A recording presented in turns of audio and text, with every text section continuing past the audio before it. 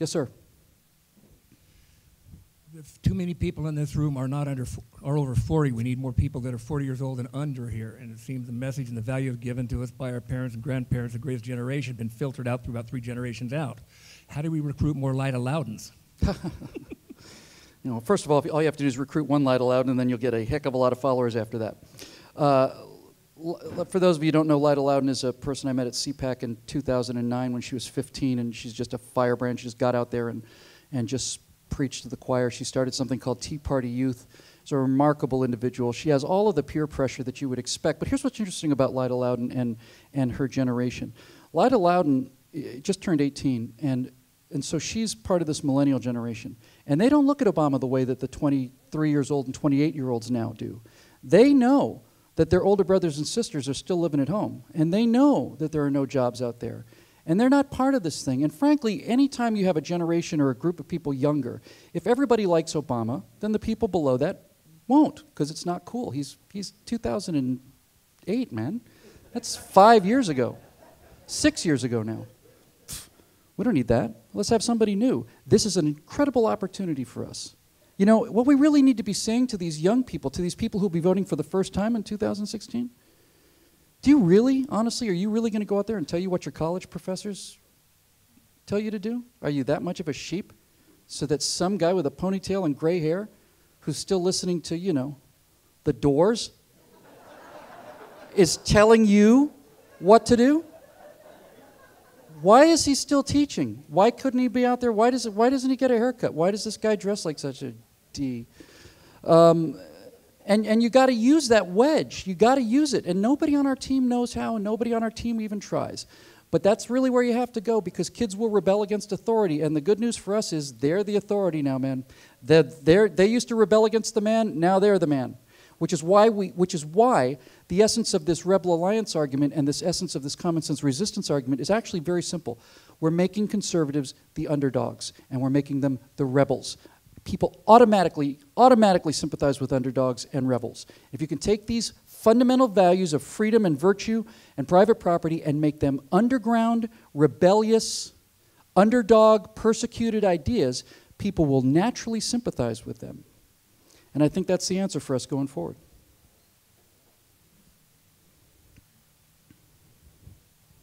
Hi, pleasure. I've been a big supporter of the move to try to repeal the 17th Amendment for several reasons. It's the leading cause of the loss of states' rights. How can I sign your amendment? Yes. We'll never have a balanced budget without the repeal of the 17th Amendment. Correct. And we'll certainly never have a smaller centralized federal government, which was never intended in the first place. I just wanted to get your thoughts on it and see if you are in favor of 100%. I've been talking about this. It seems like such an arcane issue, but it's critically important. We talk about 3 branches of government, and when we talk about the 3 branches of the federal government, we naturally assume we're talking about the executive, the legislative, and the judicial branches.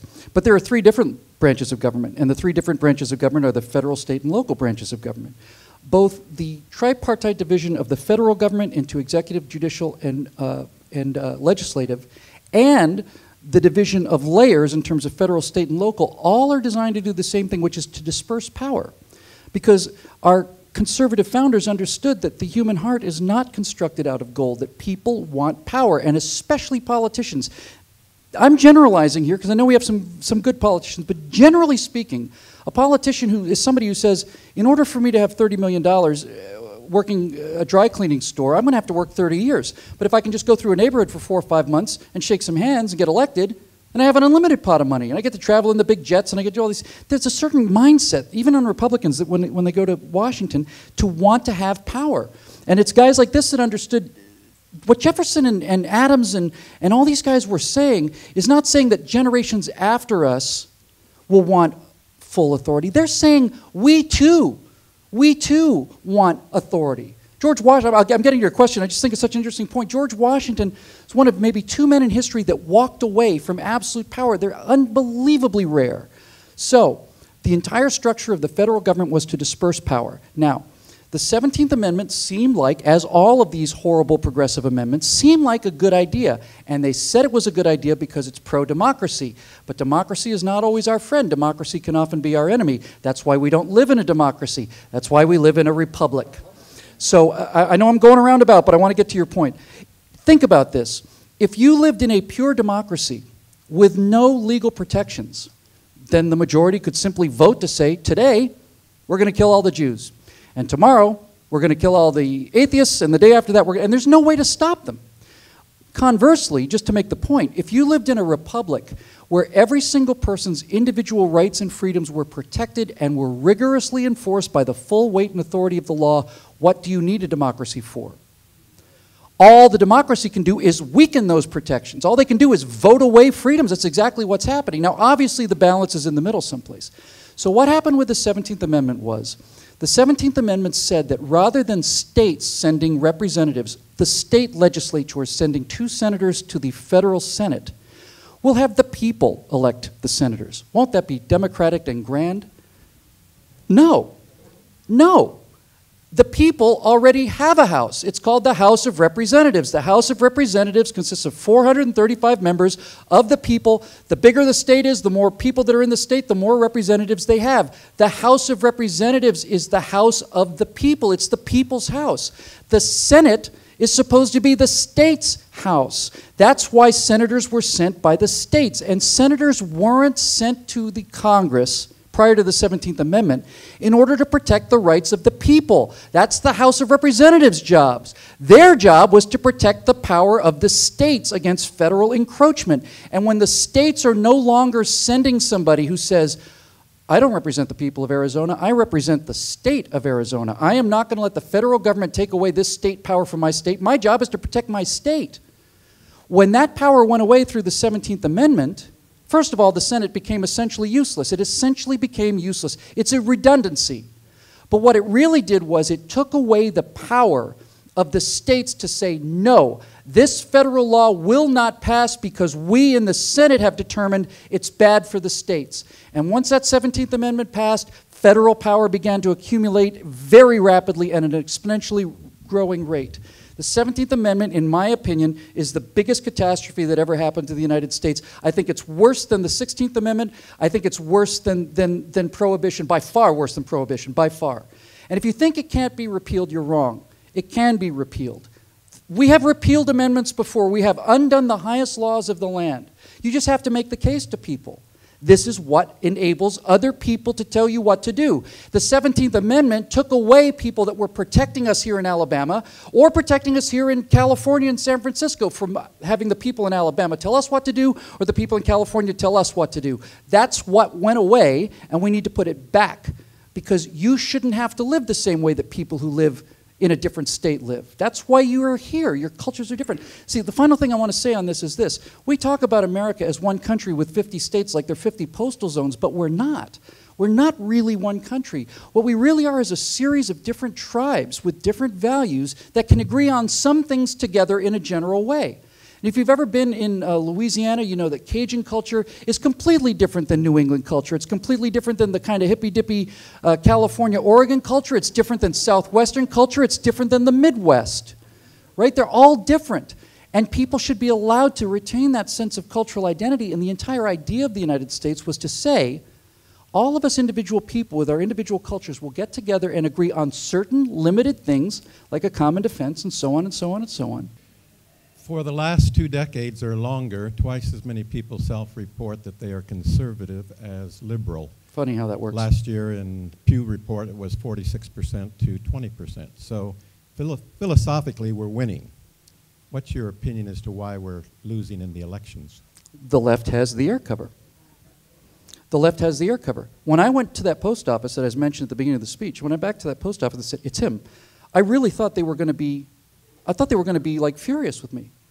You know, they're government employees. I'm a known conservative commentator. Conservatives are evil and bad people. They're racists, homophobes, misogynists, Neanderthals, and I'm sure there's a bunch of other things that I left out. And so what they do is they demonize the label so that they don't have to listen to the argument. And they also selectively pick the most extreme part of the argument. Well, look, I can defend the most extreme parts of the argument, but that's all you ever hear. And you know, I mean, it really comes down to rephrasing the argument. What I'm trying to say is the reason that twice as many people consider themselves conservatives as liberals is because we keep walking into their kill box. The liberal media, the liberal academia, the idea of the state itself appeals to liberals. A big state is their thing, so they've got the best politicians. Let's not put that aside, by the way. If you're a liberal or a progressive, the best minds you produce go into politics. If you're a conservative, the best minds you produce go into making businesses that make money so that these best minds over here can spend it. And their best minds are third-rate minds compared to our best minds. And we're all living examples of this obvious fact. So, what they have to do is they have to demonize the argument by demonizing the people individually and demonizing the label. You don't need to listen to that guy's a Tea Party nut, right? Well, if you did listen to him, you'd be a Tea Party nut too. That's the real power. So what do you do to fight that? I think, like I say, you try to stay away from these labels and get to the core issues. And, you know, I don't mean to be particularly obtuse or even controversial here, but one way to phrase the abortion issue is, hey, it's my body, you know? It's like, but it's not. The fetus is my body. I have a right to do with my own body. But it's not. The fetus has a genetic, if you pull a blood cell from a fetus and you pull a blood cell from the mother, it's not the same DNA. The fetus is a combination of the mom's DNA and the dad's DNA.